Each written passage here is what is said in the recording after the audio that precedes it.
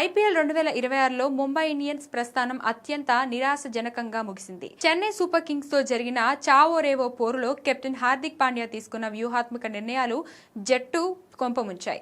చెపాక్ మైదానంలో టాస్ గెలిచిన వెంటనే బౌలింగ్ ఎంచుకుంటారని అందరూ భావించగా హార్దిక్ బ్యాటింగ్ ఎంచుకొని అందరినీ విస్మయానికి గురిచేశాడు.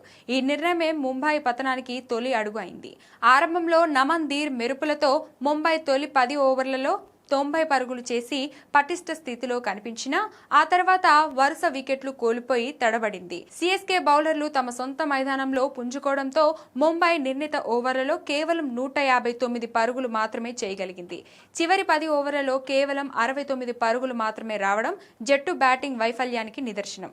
ముఖ్యంగా కెప్టెన్ హార్దిక్ పాండ్యా అటు నాయకుడిగా ఇటు బ్యాటర్గా ఘోరంగా విఫలమయ్యాడు.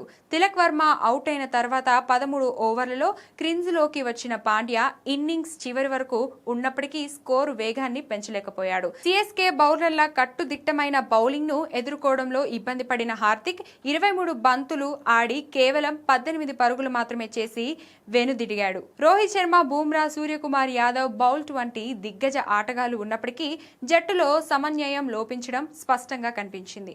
ఈ ఓటమితో 9 మ్యాచ్ల్లో కేవలం 2 విజయాలతో ముంబై ప్లే ఆఫ్స్ రేసు నుండి అధికారికంగా నిష్క్రమించింది. స్టార్ ప్లేయర్ల లీనమైనప్పటికీ సరైన నాయకత్వం లోపం ముంబై ఇండియన్స్ ను టోర్నీలోనే బలహీనమైన జట్టుగా మార్చింది.